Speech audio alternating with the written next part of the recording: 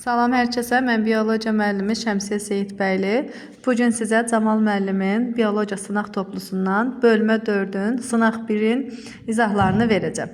Birinci sual ilə başlayaq. Yanlış cavabı seçin. İnsanın döş qəfəsinə bilavasitə birləşən sümük. İnsanın döş qəfəsinə birləşən sümüklər 2 körpücük sümüyü və boynun 7-ci fəqərəsi belin 1-ci fəqərəsidir.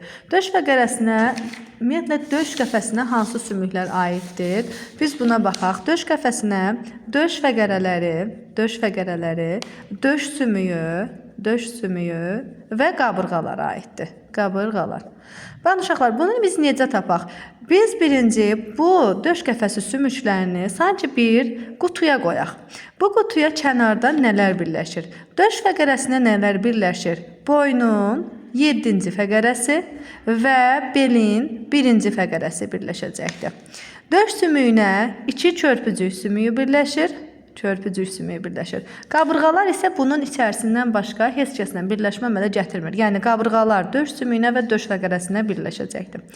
İndi bizə deyir ki, insanın döş qəfəsinə bilavasitə birləşən sümüklər biz bildik ki, bu sümüklərdir.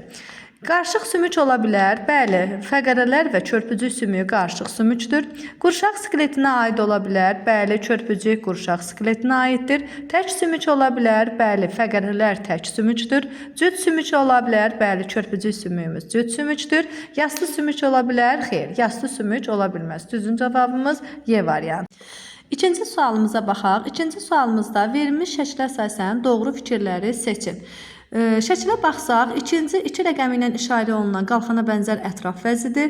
Birinci işarə olunan qalxana bənzər vəzimizdir. Üçüncü timus vəzimizdir. Dördüncü böyrək üstü vəzlərimiz. Beşinci isə mədə-altı vəzimizdir.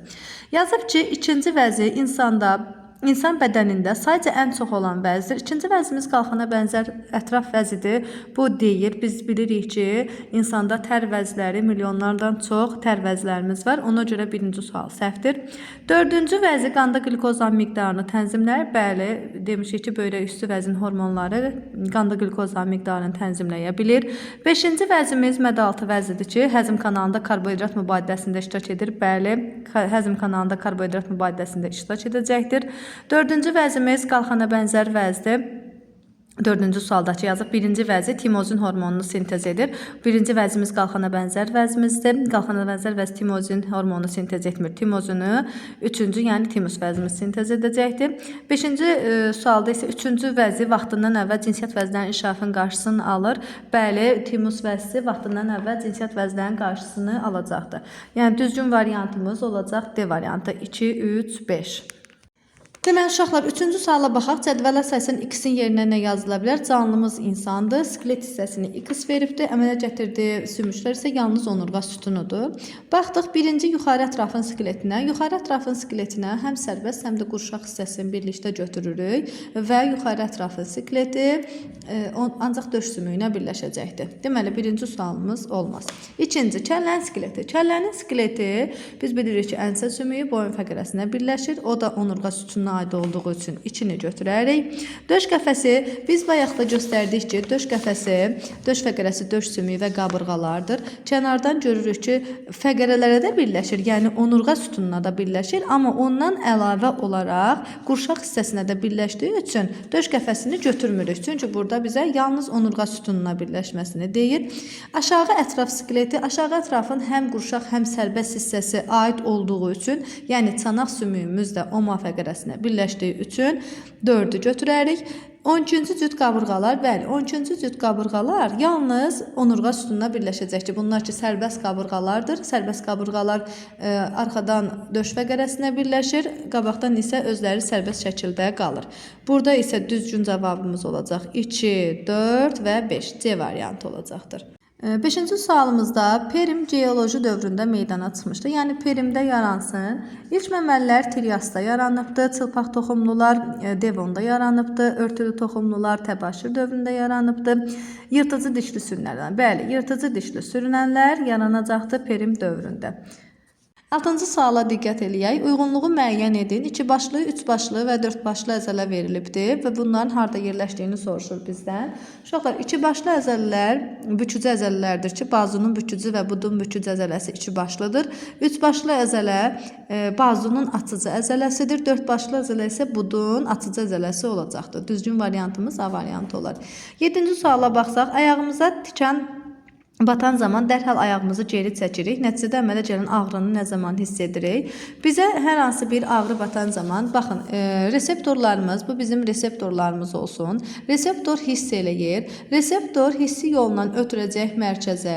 Mərkəzdən reseptor qəbul elədi. Hissi yol onu mərkəzə aparır və mərkəzdən sinir sistemindən keçərkən impuls. Artıq biz mərkəzdə onu hiss eləyirik. Mərkəzdən keçərkən ağrını hiss eləyirik və hərəkət sinirlə ötürür işçi orqana. İşçi orqan isə artıq oradan tutaq ki, əlimiz və ya ayağımızı oradan çəkirik. Deməli, biz ağrını impuls mərkəzi sistemindən keçərkən hiss eləyəcəyik. Düzgün variantımız D variantı. 8-ci suala diqqət eləsək, insanda refleks qövsünün 4-cü hissəsini əmələ gətirən neyron.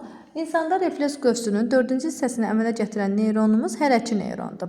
Hərəki neyronun aksonları.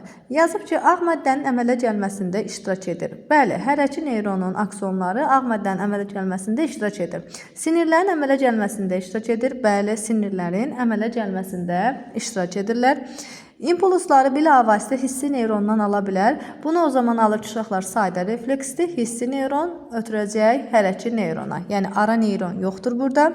Sinir impulslarını bir istiqamətdədir. Bəli, sinir impulslarını işçi orqana ötürəcəkdir. Düzgün cavabımız Y variantı olar. Verilən fikirlərdən hansı yanlışdır? 1 aylıq düşeyimdə 2 kameralı ürək. Bəli, 1 aylıq düşeyimdə 2 kameralı ürək olur. 6 həftəlik düşeyimdə çoxlu süd vəzisinə rast gəlinir. Bu əzbərə dayanan bir sualdır. 1 aylıq rüşeym klokaya malik olur. Düzgündür. Bütün orqanizmlərin inkişafı ziqotdan başlayır. Artıq bu yanlışdır. Məsələn, bir hüceyrəli heyvanlar olsun, bakteriyalar olsun. Bunlar ziqotdan başlanğıc götürmür. Düzgün variantımız D variantı olar. Hansı variant doğrudur? Böyləüstü vəzin hormonları qanda qlukozan miqdarını azaldır. Biz bayaq da dedik ki, böyləüstü vəzin hormonları qanda qlukozan miqdarını artırır. Qalxana bənzər vəzin hormonu infeksiyon xəstəliklərə qarşı müqaviməti azaltmaz, artırar. Timus vəzisi tiroksin hormonu sintez edir. Biz dedik ki, timus vəzisi timozin hormonu sintez edir. Tiroksin hormonu qalxana bənzər vəzin hormonudur. Hipofiz vəzisi bioloji saat rolunu oynayır. Hipofiz vəzisi yox, epifiz vəzisi bioloji saat rolunu oynayır. Çəngələ bənzər vəzi hormonu vaxtdan əvvəl cinsi yetişkənliyin qarşısını alır. Biz bilirik ki, çəngələ bənzər vəzi timus vəzidir və o vaxtdan əvvəl cinsi yetişkənliyin qarşısını alır. Düzgün variantımız Y variantı. Doğru ifadələri seçin. İnsanın gövdə skeleti. İnsanın gövdə skeletinə uşaqlar, baxın, birinci bilməliyik ki, insanın gövdə skeletinə nə aiddir? İnsanın gövdə skeletinə onurğa sütunu aiddir. Onurğa sütunu. Aiddir döş sümüyü və aiddir qabırğalar. Bayaq da izah etdiyim kimi, uşaqlar, bu gövdənin skeletini bir qutu yaxud bir dairəyə alın və buna kənardan hansı sümüklər birləşir, məsələn, hansı sümüyün birləşməsini soruşsa birləşdirin. Yazıb ki, insan gövdə skeleti yastı sümüklə birləşmə əmələ gətirər. Uşaqlar, onurğa sütununa nə birləşir? Onurğa sütununa ənsə sümüyü birləşir və çanaq sümüyü birləşəcəkdir. Döş sümüyünə körpücük sümüyü birləşəcəkdir. 2 körpücük sümüyümüz. Qabırğalarımız isə elə gövdənin içərisindədir. Döş fəqələsinə və döş sümüyünə birləşəcəkdir. Yazıb ki, yastı sümüklə birləşmə əmələ gətirir. Bəli, ənsə və çanaq sümüyümüz yastı sümükdür. Birləşmə əmələ gətirər. Birinci sual düzdür. Oynağın əmələ gəlməsində iştirak edir. Oynağın əmələ gəlməsində ənsə ilə boynun birinci fəqərəsi oynaq əmələ gətirir. Ona görə ikinci sualımız da düzdür. Quruluş isə 3 növ sümükdən təşkil olunmuşdur. Baxaq ki, uşaqlar, ənsə və çanaq sümüyü yastı sümükdür. Körpücük sümüyü isə qarışıq sümükdür. Demək, quruluş isə 2 növ sümüklə birləşir uşaqlar. Özünə baxaq görək. Quruluş isə 3 növ sümükdən təşkil olunub. Onurğa sütunu qarışıq sümüklərdir. Döş sümüyü yastı sümükdür. Qabırğalarımız yastı sümükdür. Deməli uşaqlar, quruluş isə 2 növ sümükdən ibarətdir. 3 yanlışdır. Hərəkətsiz birləşmə əmələ gətirir. Bəli, hərəkətsiz birləşmə əmələ gətirir. Oma fəqərəsi, bel fəqərəsi bunlar hərəkətsiz birləşmə əmələ gətirir. Qarışıq sümüklə birləşmə əmələ gətirə bilər. Bəli, qarışıq sümük körpücük sümükdür ki, bunlarla da birləşmə əmələ gətirəcəkdir. Ona görə 4-ümüz düz idi, 5-imiz də düz olduğu üçün düzgün variantımız A variantı olacaqdır. Periferik sinir sisteminin əmələ gəlməsində rol oynar. Uşaqlar, periferik sinir sisteminin nə əmələ gətirir? Birinci biz periferik sinir sistemi sinirlər və sinir düyünləridir. Sinirləri nə əmələ gətirir? Hissi və hərəkət neyron aksonları və sinir düyünlərini isə hissi neyronun cisimləri əmələ gətirəcəkdir. Baxdıq, hissi neyron aksonu bəli sinirləri əmələ gətirəcəkdir. Hərəkət neyron cismi boz maddəni, ara neyronun aksonu bunlar periferik sinir sistemin əmələ gətirmir mərkəzdə olur. Hərəkət neyronun dendriti mərkəzdə olur. Hissi neyronun cismi bəli əmələ gətirəcəkdir. Hərəkət neyron aksonu bəli sinirlər dedik əmələ gətirəcəkdir. Hissi neyronun dendriti bəli hissi neyronun dendriti də periferik sinir sistemində iştirak edəcəkdir. Düzgün variantımız olar 1, 5, 6 və 7 A variantı. 13-cü suala baxsaq, yanlış bəndi göstərin. İnsanda sümüklər dayaq hərəkət aparatının pasiv hissələrini təşkil edir. Bəli, dayaq və sümük birləşmələri pasiv hissə, əzəllər isə aktiv hissədir. 4 toxuma qrupu var. Bəli, 4 toxuma qrupumuz var. Epitel, əzələ, birləşdirici və sinir toxuması. Bütün daxili orqanlar saya əzələ toxumasından təşkil olunub. Bütün daxili orqanlar saya əzələdən sadəcə təşkil olunmayıb. Məsələn, qırtlaqdır, dildir. Bunlar ennozolaqlı əzələdən təşkil olunmuşdur. Burada düzgün variant C variantıdır. D variantına baxaq. Ürək əzələsi ritmik hərəkət edir. Bəli, ürək əzələsi ritmik hərəkət edəcəkdir. Mimik əzələlər iradidir. Bəli, mimik əzələlər bizdən asılıdır. İnsan skeleti haqqında verilən fikirlərdən hansı doğrudur? İnsanın kəllə skeletində hər 3 növ sümük birləşməsi mövcuddur. Biz bilirik ki, uşaqlar, insanın kəllə skeletində ya hərəkətli, ya da hərəkətsiz sümük birləşməsi var. Yəni, yarım hərəkətli sümük birləşməsi yoxdur. 1. Yanlışdır. İnsanın gövdə skeleti 2 cür sümük iliyi olan sümüklə birləşmə əmələ gətirə bilər. Biz bilirik ki, 2 cür sümüyü olan sümüklərimiz bazu, sayit, yəni uzun borlu sümüklərimizdir. Bud və baldır sümüklərimiz olacaqdır və bunlar gövdə skeletinə birləşmir. 2 də yanlışdır. Yuxarı ətraf skeleti qarışıq sümüklə birləşmə əmələ gətirir. Yuxarı ətraf skeleti döş sümüyünə birləşir. Döş sümüyü də yastı sümükdür. 3 də yanlışdır. Yuxarı ətraf skeletində quruluşca bütün növ sümüklərə rast gəlinir. Yuxarı ətraf skeletində bəli, məsələn, yastı sümüklər kürək sümüyümüzdür, qarışıq sümüklər körpücük sümüyümüzdür, uzun borlu sümüklər pazu saidimizdir, əl pəncəsi sümüklərimiz isə qısa sümüklərə aid olduğu üçün 4 düzgündür. Gövdə skeletində bir sümüklə birləşmə əmələ gətirən sümüklər yastı və qarışıq sümüklərdir. Gövdə skeletində bir sümüklə birləşmə əmələ gətirən sümük biri büzdümün axırıncı fəqərəsidir.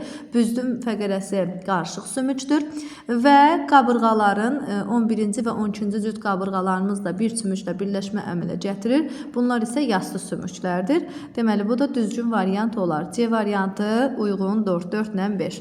İnsanın gövdə əzələlərinə aiddir. İnsanın gövdə əzələlərinə aid olan arxanın açıcı əzələsi, bəli, bu aiddir. 4 başlı əzələ aid deyil. Böyük döş əzələsi, bəli, bu da gövdə əzələsinə aiddir. Qarın əzələsi, bu da gövdə əzələsinə aiddir. 8-ci sinif dərsliyində insanın əzələlərini verib və orada bu əzələlərin adları verilibdir. Bu da əzbərə əsaslanan sualımızdır. Sinir toxumasının müəyyən sahəsində aksonların sayı 120 ədəd olarsa, bu sahədə qidalanmaya xidmət göstərən hüceyrələrin sayını verir. Aksonlar uşaqlar 120-dirsə, yəni neyronlarımız 120-dir. Qidalanmaya xidmət edən hüceyrələrimiz isə peyk hüceyrələrimizdir. Biz nə edirik? Biz bilirik ki, peyk hüceyrələri 10 dəfə neyronlardan çoxdur. Ona görə 120-ni vurarıq 10-a.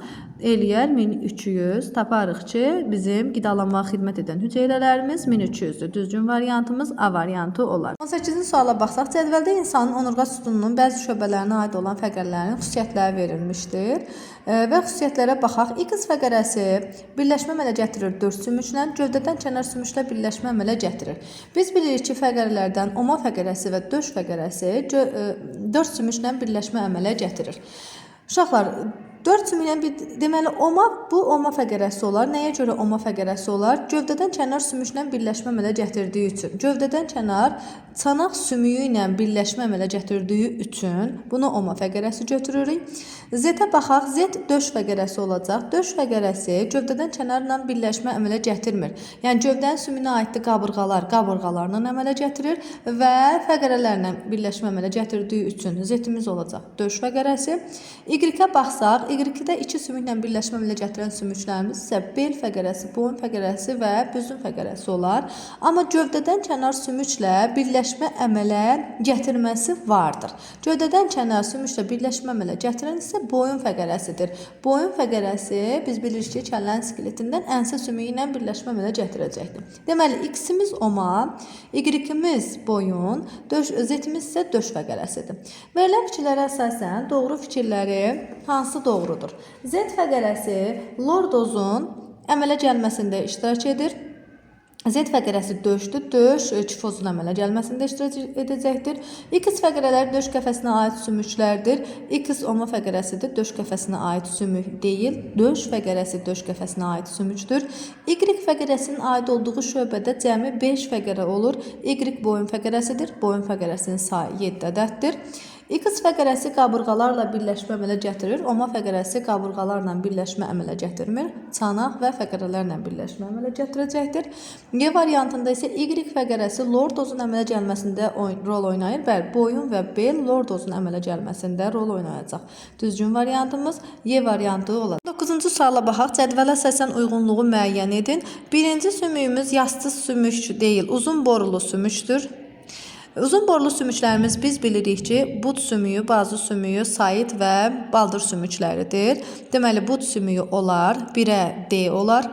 İkinciyə baxsaq, yastı sümükdür. Yastı sümük buradan çanaq sümüyüdür. Yastı sümük olan 2-yə A olar. Üçüncümüzə baxsaqsa, üçüncü qısa sümüklərdir. Qısa sümüklər isə falanqalardır. Barmaq falanqası, əl darağı sümüyü. Bunlar isə qısa sümüklərdir. Boyun fəqərəsi qarışıq sümüklərdir. Yəni C heç bir varianta uyğun deyil. Düzgün cavabımız 1-ə D, 2-yə A, 3-ə B, Y. A variantı. Bu suala diqqət eləsək, doğru fikirləri seçin. İnsanın yuxarı ətraf skeleti. İnsanın yuxarı ətraf skeleti uşaqlar həm sərbəst, həm qurşaq hissədir. Yəni insanın yuxarı ətraf skeleti birləşəcəyi sümük isə döş sümüyüdür. Yazır ki, yastı sümüklə birləşmə əmələ gətirir. Bəli, döş sümüyümüz yastı sümükdür. Yastı sümüklə birləşmə əmələ gətirəcəkdir. Cüz sümüklə birləşmə əmələ gətirir. Xeyr, döş sümüyümüz bir ədəddir. Ona görə cüz sümüklə birləşmə əmələ gətirmir. Qarışıq sümüklə birləşmə əmələ gətirir. Səhvdir. Döş sümüyümüz yastı sümükdür. Ona görə bu da olmaz. Tək sümüklə birləşmə əmələ gətirir. Bəli, biz dedik ki, döş sümüyü tək sümükdür. Deməli, düzgün cavabımız 1 və 4 olacaqdır. Doğru variant D variantı olar. 21-ci sualda refleks qövsünün 3-cü hissəsində maksimum neçə növ neyron dendriti iştirak edər? Biz bunu mürəkkəb refleks qövsü götürsək, biz bilirik ki, mərkəzdə, bu bizim mərkəzimiz olsa, mərkəzdə hissi neyronun aksonunun bir hissəsi girir mərkəzə. Ara neyronun həm cismi, həm dendriti, həm aksonu mərkəzdədir. Hərəki neyronun həm cismi, həm dendriti, həm də aksonunun bir hissəsi mərkəzdədir. İndi bizdən soruşur ki, neçə növ neyronun dendriti iştirak edir? Aranın dendriti iştirak elədi, hərəki neyronun dendriti iştirak eləyəcək. Deməli, 2 növ neyronun dendriti iştirak eləyəcəkdir. Düzgün variantımız B variantı. 23-cü suala baxaq. Verilən fikirlərdən hansı doğrudur? Xarici sekresiya vəzləri bədən boşluğuna maye ifraz edə bilərlər. Bəli, xarici sekresiya vəzləri bədən boşluğuna maye ifraz edirlər. İnsanda qarışıq sekresiya vəzləri heç bir bədən boşluğunda yerləşməyə bilər. Qarışıq sekresiya vəzlərimiz mədə-altı vəzi, toxumluq və yumurtalıqlardır. Toxumluqlar heç bir bədən boşluğunda yerləşmir. 2 də düzgündür. 5 növ daxili sekresiya vəzisi heç bir bədən boşluğunda yerləşmir. 5 növ yox, 5 sayca 5 ədəd olan qalxana bənzər ətraf vəzi 4, qalxana bənzər vəzi isə 1, 5 ədəd olsaydı doğru idi. Yəni 2 növ daxili sekresiya vəzisi heç bir bədən boşluğunda yerləşmir olsaydı düzgün idi. 5 növ dediyi üçün yanlışdır. Qadınlarda daxili sekresiya vəzlərinin növ sayı kişilərdən artıq ola bilər. Bəli, bu ciflə sarı cisimdir, müvəqqəti daxili sekresiya vəzləridir ki, bunu nəzərdə tutur. Burada düzgün cavabımız B bəndi olar. 1, 2 və 4. 24-cü sualın izahına baxaq. İnsanda onurğa sütununun neçə şöbəsinə aid olan fəqərələr onurğadan kənar birləşmə yaradır. Onurğa sütununa aid olan boyun fəqərəsi onurğadan kənar ənsə sümüyü ilə birləşmə əmələ gətirəcəkdir.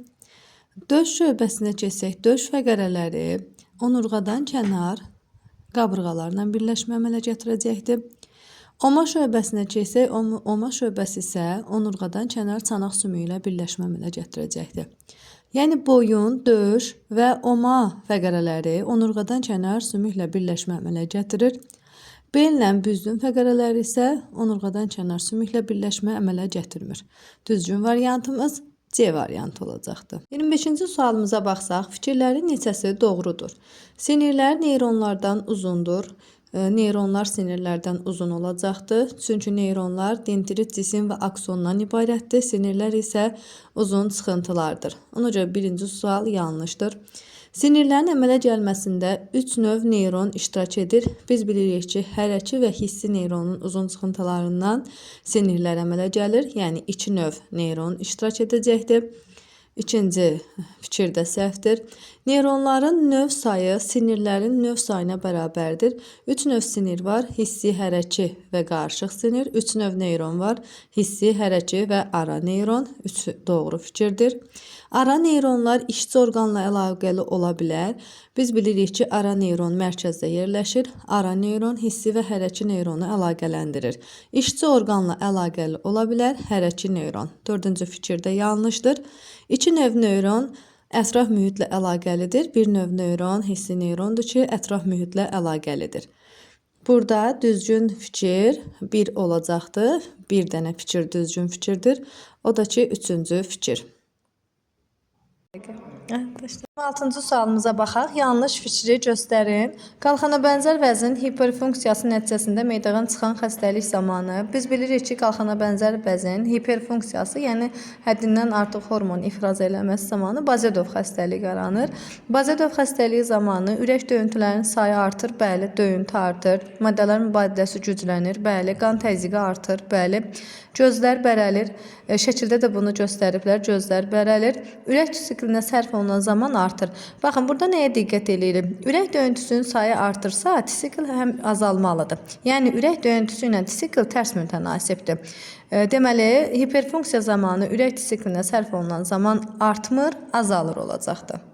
Sümüklərin üzərinə düşən yükün miqdarı M ilə sümük maddəsinin S yenilənməsi arasında asıllıq hansı qrafikə doğrudur? Biz bilirik ki, sümüyün üzərinə düşən yükün miqdarı sümük maddəsinin təzələnməsini, yenilənməsini artırır. Ona görə bunlar düz mütənasib olar. Düzgün variantımız C variantı olacaqdır. İnsanın, 28-ci suala baxaq, insanın yuxarı ətraf qurşaq skeleti ev itində olduğu kimi olsaydı, bu şöbə bilavasitə neçə sümüklə birləşərdi? Deməli, uşaqlar, insanın yuxarı ətraf skeleti nədən ibarətdir? Körpücük və kürək sümüyündən ibarətdir. İtin isə yalnız kürək sümüyündən ibarətdir. Bizdə körpücük sümüyü hara birləşir? Birləşir döş sümüyünə, kürək sümüyü isə birləşir bazu sümüyünə. Deməli, normalda insanda yuxarı ətrafın qurşaq hissəsi 2 bazuya, bir dənə döş sümüyünə birləşməlidir. Əgər körpücük sümüyü yoxdursa, deməli körpücük sümüyü yoxdur, döş sümüyünə birləşməyəcək. Yerdə qalır kürək sümükləri də birləşəcək 2 bazuya. Düzgün variantımız C variantı olar.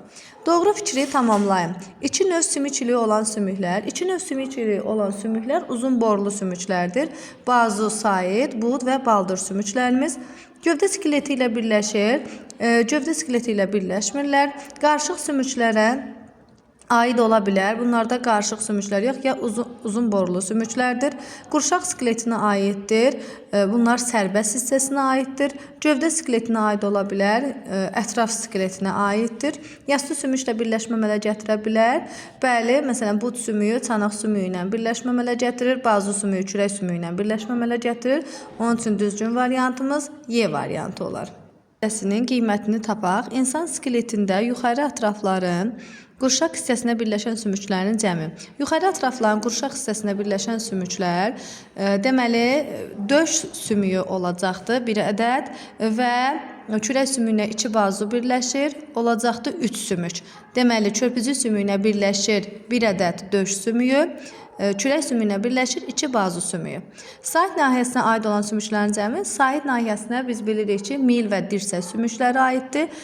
Mil və dirsək sağ tərəfdə, sol tərəfdə olduğu üçün 4 dənə də sahid sümüyümüz olacaqdır. 4 üstə gəlinsin 3, düzgün variantımız D variantı olacaqdır. Mərkəzi sinir sisteminin boz maddəsinin əmələ gəlməsində iştirak edir. Mərkəzi sinir sistemi boz maddəsini əmələ gətirər. Ara neyronun dendriti cismi, aksonu, hərəki neyronun dendrit və cismi. Buradan keçək, hissi neyronun aksonu əmələ gətirmir. Sinir düyünləri, hissi neyronun cisimləri də əmələ gətirmir. Ara neyronun dendriti, hərəki neyronun cismi, ara neyronun cismi, hərəki neyronun dendriti. 3, 4, 5, 6. Düzgün variantımız B variantı olar. Keçdik 32-ci suala. 32-ci sualımızda insan orqanizmində hər birindən bir ədəd olmaqla qaraciyər hüceyrəsi, yumurta hüceyrə və saya əzələ hüceyrəsində olan xromosom saylarını arasındakı fərqi istəyir bizdən. Uşaqlar, biz bilirik ki, qaraciyər hüceyrəsi çox nüvəlidir. Çox nüvəli olan qaraciyər hüceyrəsində çoxlu xromosom sayına, yəni bir nüvəsində 46 xromosom olar və çox nüvəli olduğu üçün nüvələrin sayına uyğun xromosom sayı olacaqdır. Yumurta hüceyrəmiz bilirik ki, qametdir. Qametlərdə xromosom sayı 23, saya əzələ hüceyrəsində isə 46 olacaqdır, bir nüvəli olduğu üçün. Yəni, ən çox qaraciyər hüceyrəsidir. 1 böyük olar saya əzələ hüceyrəsindən 3-dən, o da böyük olar yumurta hüceyrədən. Düzgün variantımız 32-də baxaq 1 böyükdür 3-dən, o da böyükdür 2-dən, düzgün variantımız A variantı olur. İnsanın kəllə skeletində olan oynaqların əmələ gəlməsində neçə ədəd qarşı sümük iştirak edər? Kəllədə 3 oynaq var və bunun əmələ gəlməsində iştirak edən sümüklər alt çənə sümüyü, gicgah sümükləri, ənsə sümüyü və ənsə sümüyü boyun fəqərəsi ilə birləşir, oynaq əmələ gətirir. Bizdən də neçə qarışıq sümük iştirak elədiyini soruşur. Kəllənin skeletinə aid olanda, məsələn, ənsə və gicgah sümükləri yastı sümüklərə aiddir. Alt çənə sümüyü və boyun fəqərəsi qarışıq sümüklərə aid olduğu üçün düzgün variantımız B variantı olar. 34-cü suala baxaq.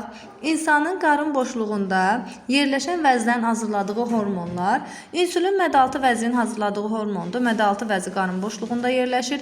Tireoksin qalxana bənzər vəzinin hazırladığı hormondur. Heç bir boşluqda yerləşmir. Timozin timusun hazırladığı vəzdir. Timus döş boşluğunda yerləşir. Adrenalin böyrək üstü vəzinin hazırladığı hormondur. Qarın boşluğunda yerləşir. Melatonin hormonu epifiz vəzinin hazırladığı hormondur. Epifiz kəllə boşluğunda yerləşir. Glukagon hormonu mədə-altı vəzinin hazırladığı hormondur. Bu isə qarın boşluğunda yerləşəcəkdir. Düzgün variantımız 1, 4, 6 B variantı. 35-ci suala baxsaq, əgər qabırğa döş fəqərəsinə birləşibsə, ümumiyyətlə uşaqlar, biz bilirik ki, qabırğalar hamısı döş fəqərəsinə birləşir. Yəni, hamısı döş fəqərəsinə birləşibsə, bu həm üzən qabırğa olar, yəni bu sərbəst qabırğa deməkdir, yalancı qabırğa ola bilər, həqiqi qabırğa ola bilər. Düzgün variantımız Y variantı olar. Keçdik 36-cı suala, cədvələ əsasən doğru bəndi müəyyən edin. İnsanın simpatik sinirləri göz bəbəyini daraldır. Simpatik sinirlər göz bəbəyini genişləndirirdi. Burada doğru işarəsi qoyduğu üçün bu səhv fikirdir. Yəni, yanlışa bu işarəni qoymalıydı. Ürək döyüntülərini artırır. Bəli, simpatik sinirlər ürək döyüntülərini artırır. Amma səhv yerə qoyduğu üçün bunu da götürmürük. Beyin kötüyündən çıxır. Simpatik sinirlər beyin kötüyündən çıxmır. Simpatik sinirlər onurğa beynin döş və bel şöbəsindən çıxar. Bu da yanlışdır. Qan damarlarını daraldır. Bəli, simpatik sinirlər qan damarlarını daraldır. Düzgün variantımız D variantı. Onurğa beyindən çıxan sinirlərin növ sayı. Biz bilirik ki, onurğa beyindən 31 cüt qarışıq sinir çıxır. Qarışıq sinir. Yəni bir növ. Deməli, K-mız 1-dir. Sinir sayı nə qədərdir? 31 cüt sinir, 62 ədəd sinir deməkdir. Deməli, F-imiz 62. Sinir köklərinin sayı hər bir sinirin ön və arxa kökü vardır. Yəni 62 vurulsun 2 bərabərdir 124. Z-imiz isə 124-dür. Uyğunluğu seçsək, K kiçikdir F-dən, o da kiçikdir Z-dən. Düzgün variantımız olar biz burada D variantı. İnsanda aşağıdakı hormonlardan hansı qanda olan maddənin miqdarını azaldır? Glükagon hormonu. Glükagon hormonu mədaltı vəzin hazırladığı hormondur. Qanda, qaraciyərdə glikogeni glukozaya parçalayır. Yəni, qanda glukozanın miqdarını artırır. Deməli, bizdən azaldanı istəyir, bir olmaz. İnsülin hormonu. İnsülin hormonu glükagonun əksini yerinə yetirir. Qanda glukozanın miqdarını azaldır. Kalsitonin hormonu. Kalsitonin hormonu qalxana bənzər vəzin hormonudur. Qandakı kalsium və fosforu qandan sümüyə verəcəkdir. Qanda azaldacaqdır. Parat hormon. Parat hormon qalxana bənzər ətraf vəzin hormonudur. Sümükdən qana verəcəkdir kalsiumu. Deməli, qanda artıracaqdır. Düzgün variantımız 2 və 3 olacaqdır. C variantı olacaq. Uyğunluğu müəyyən edin. Burada insan skeleti göstərilib. X ilə qabırğaları, Y ilə bazu sümüyümüzü, Z ilə isə onurğa sütununu göstəribdir. Sümük növləri yassı, qısa, uzun borlu sümük və qarışıq sümüklər. Yazılıbdır. Uşaqlar, birinci X-ə baxsaq, X qabırğalardır. Qabırğalar yassı sümüklərə aiddir. Yəni, X-ə A gedər. Və qabırğalar sınanda dərindən nəfəs vermə zamanı döş qəfəsini nə edirdik? Möhkəm sarıyırdıq. X-ə A və 1. Y-ə baxaq. Y yuxarı ətrafın sərbəst hissəsinə aiddir. Bazu sümüyü uzun borulu sümüklərə aiddir. Yəni Y-ə C. Uzun borulu sümüklər sınanda onu gövdəyə sarıya bilərik və şina qoymalıyıq. Ona görə onlar Y-ə C 3 ilə 6. Keçdik Z-ə. Z onurğa sütunudur. Onurğa sütunu sınanda, ümumiyyətlə onurğa sütunun sümükləri, fəqərələr qarışıq sümüklərə aiddir. Yəni Z-ə D və onurğa sütunu sınanda insanı üzü üstə uzadıb hərəkətsizliyini təmin edərik və 7 uyğun gələr. Düzgün variant Y variantı. Verilən orqanlara gələn sinirlərlə bağlı doğru cavabı müəyyən edək. Ürəyə onurğa beynin döş şöbəsindən sinir gələr, simpatikin döş şöbəsindən gələr. Parasimpatik sinirlərin beyin kötüyündən gələr, oma şöbəsi yazdığı üçün səhvdir. Böyrəyə gəlsək, böyrək onurğa beynin bel şöbəsindən gələr. Bəli, simpatik sinirlərdən bel şöbəsindən gələr. Amma onurğa beynin parasimpatik sinirlər oma şöbəsindən yox, beyin kötüyündən gəlməlidir. Yumurtalıqlar onurğa beynin oma şöbəsindən, simpatik sinirlərə oma şöbəsi yazıb. Simpatik sinirlər döş və beldən, parasimpatik sinirlər isə beyin kötüyündən və omadan gələcəkdir. Ona görə bu yanlışdır. Gözə gəlsək, onurğa beynin döş şöbəsi, simpatik sinirlər onurğa beynin döş şöbəsindən gözə gələr. Parasimpatik sinirlər beyin kötüyündən gələr. Mədəyə baxsaq, yazıb ki, simpatik sinirlər beyin kötüyündən. Biz nə dedik? Dedik ki, simpatik sinirlər onurğa beynin döş və bel şöbəsindən çıxır. Parasimpatik sinirlər isə onurğa beynin oma şöbəsindən və beyin kötüyündən çıxacaqdır. Burada düzgün variantımız D variantı olacaq. Sağ olun uşaqlar, təşəkkürlər.